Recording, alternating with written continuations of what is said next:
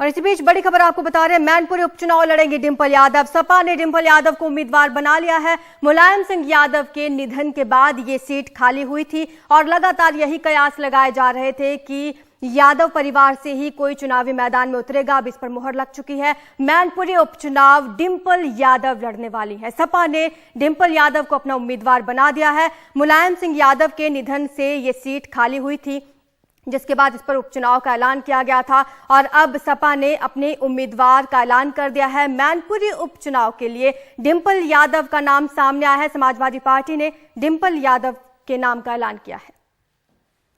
ज्यादा जानकारी हमारे सहयोगी सौरभ शुक्ला हमें देंगे। सौरभ, परिवारवाद के आरोप लगातार लगते रहे हैं समाजवादी पार्टी और कांग्रेस पर, और इस बार समाजवादी पार्टी फिर से निशाने पर आ जाएगी। डिंपल यादव का नाम उन्होंने उतारा है। देखिए, परिवारवाद से भी ज्यादा जरूरी था कि ये जो सीट है मैनपुरी, वो मुलायम सिंह यादव की सीट है और अभी एक सेंटिमेंट भी है और जो वहां के कार्यकर्ता हैं उनसे भी फीडबैक लिया गया तो सबकी तरफ से यही कहा गया कि ये जो सीट है या तो यहाँ से शिवपाल लड़ें या तो फिर डिंपल यादव लड़ें। तो अखिलेश यादव ने तय किया कि शिवपाल पहले से ही विधायक हैं और डिंपल यादव इस बार चुनाव नहीं लड़ी थी, वो उनको पहले भी अनुभव है, वो कन्नौज से सांसद रह चुकी हैं। तो यही वजह है कि ये तय किया गया कि मुलायम सिंह के बाद डिंपल और शिवपाल में से कौन लड़े। तो डिंपल के नाम पर मुहर लग गई है। पार्टी की भी यही सेंटिमेंट है और अभी तक बीजेपी ने अपना कैंडिडेट अनाउंस नहीं किया है। देखिए, मैनपुरी से एक जज्बाती रिश्ता है पूरे यादव परिवार का। मुलायम सिंह यादव यहाँ से कई बार सांसद रहे। इससे पहले की सीट हमेशा से ही यादव परिवार के पास ही रही, जब से समाजवादी पार्टी का गठन हुआ था 1990 के दशक में। तो यही वजह है कि वो इमोशनल कनेक्ट की वजह से, वो जारी रखने के लिए, वो सेंटिमेंट्स की वजह से, और क्योंकि बीजेपी भी कोई बड़ा उम्मीदवार यहाँ से घोषित कर सकती है। विधानसभा में उन्होंने मैनपुरी में अखिलेश यादव के सामने उन्होंने अपने एक मंत्री को, केंद्रीय मंत्री को मैदान में उतारा था, लेकिन वो बुरी तरीके से हार गए। तो मैनपुरी में बीजेपी भी अपना टिकट देगी, लेकिन चूंकि जज्बाती मामला है, यही वजह है कि मुलायम सिंह के बाद वैसे भी टिकट सपा परिवार में किसी को जाना था। शिवपाल और डिंपल में एक नाम तय करना था और डिंपल यादव का नाम तय हुआ। शिवपाल पहले से ही विधायक हैं, हम जानते हैं जसवंत नगर सीट है इटावा की। इसलिए अब डिंपल यादव यहाँ से चुनाव लड़ेंगी। पहले वो कन्नौज से सांसद रह चुकी हैं, उनको उसके बाद कन्नौज से चुनाव में हार का भी सामना करना पड़ा था। उन्हें बीजेपी के ही सुब्रत पाठक ने हरा दिया था। तो डिंपल यादव चुनाव लड़ेंगी और हम देखेंगे कि बीजेपी भी यहाँ से कोई बड़ा ही उम्मीदवार देगी और बहुत जबरदस्त टक्कर होगी।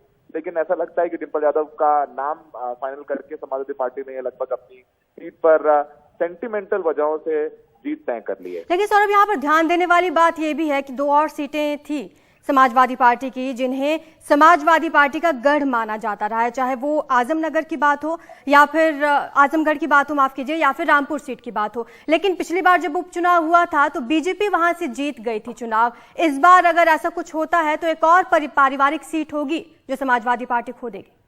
देखिए, बिल्कुल सही कहा आपने, अच्छा सवाल है। देखिए, ये जो सीट आजमगढ़ है, पिछली बार वहां पे जब लोकसभा सांसद थे और अखिलेश यादव ने अब वो सीट छोड़ी तो वहां से भी अपने परिवार के अपने चचेरे भाई धर्मेंद्र यादव को टिकट दिया था और बड़ी दिलचस्प लड़ाई हुई थी वहां पर। धर्मेंद्र यादव लगभग 8000 वोटों से वो चुनाव हार गए थे। उन्हें निरहुआ, जो कि भोजपुरी सुपरस्टार है, उन्होंने हराया था चुनाव।